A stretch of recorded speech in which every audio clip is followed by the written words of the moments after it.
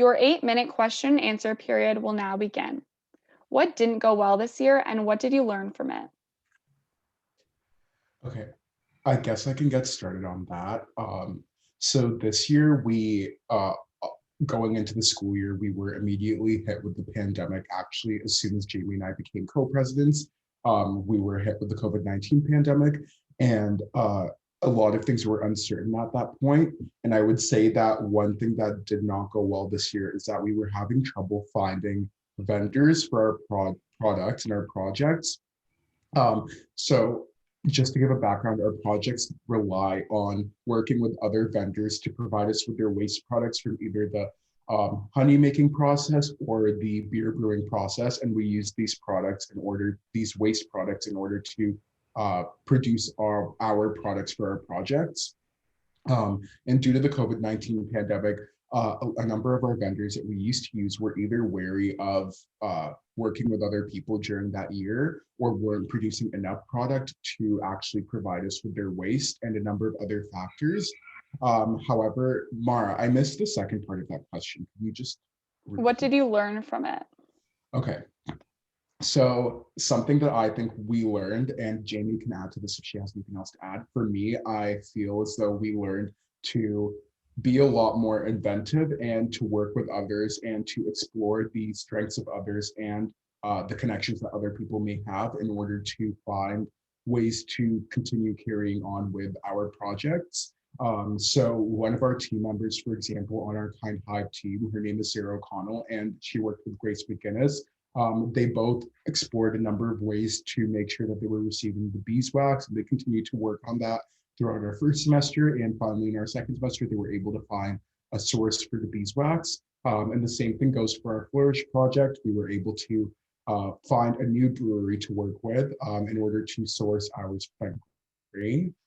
Jamie, do you have anything else to add to that? No, I don't think so. I think, or I guess one of the things I would add is kind of based on our leadership this year, in that this was the first time Abdullah and I were kind of leading a team like this. And I think first semester was really slow because we were still kind of getting used to the swing of things. And if I were to like redo the year, I think I would have tried to get things started in the summer so that I could have like gotten into the swing of things a little bit earlier and maybe had a bit more of an impact. But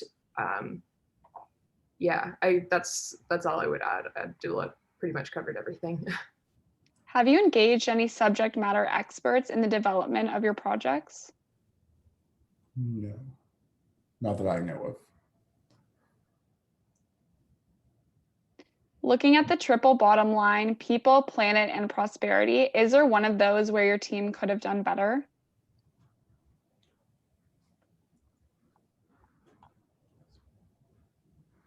Sorry, can you repeat the question? Yes. Looking at the triple bottom line, people, planet, and prosperity, is there one of those where your team could have done better? I can speak on that. So to begin, I would say that in the planet aspect, we did our best and we made sure to use recycled materials and also waste products, repurposing waste products in order to make sure that nothing is being added to our waste. However, would think that it would have been great if we could have worked more on the people aspect, just making more of an impact on actual individuals in the community. Obviously, we were facing a great deal of adversity this year, but that's something that I believe we could have worked more on and working more on making a direct impact. We could aim to use some of our projects to educate individuals on like the benefits of using spent grain, for example, rather than regular flour. And that's something that I think we can still continue to explore in order to make sure that we're making an impact on individuals and really instilling the educational aspect in them. What areas of your projects do you see as most innovative and why?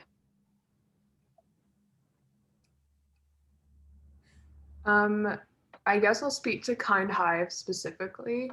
I think last year we mostly were creating we were using the beeswax to create candles and the food wraps. Whereas I think this year we took it to kind of another level where we started collecting not only beeswax but also like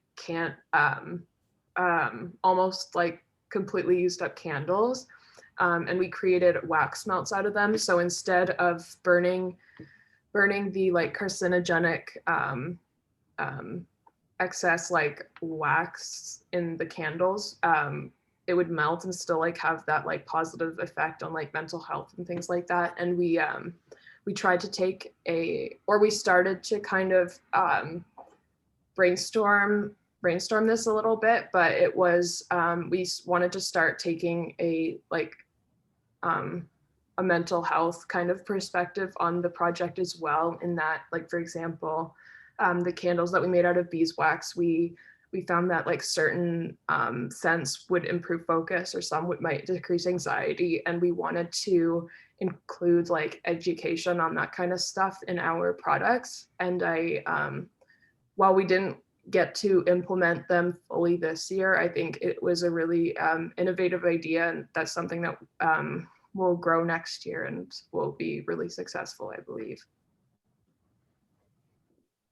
That's great. I also would like to add something that we discussed as a team regarding Flourish is that with our Flourish product, which is spent grain, brewer's spent grain repurposed, we learned that brewer's spent grain has higher protein content, has anti-carcinogenic compounds, and a number of other positive factors, including higher fiber than regular flour.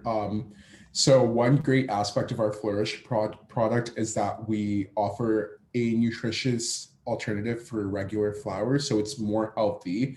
However, on the other aspect, it's very rare that you'll find a product which is, from our own research in this field, we found that it's difficult to find a product that is both healthy and sustainable on the environment. And another great factor is that we would every time we introduce something to the Flourish project, we would ensure that it was either recycled or sustainable in some way to ensure that we're offering a product that is both healthy and also good for the environment.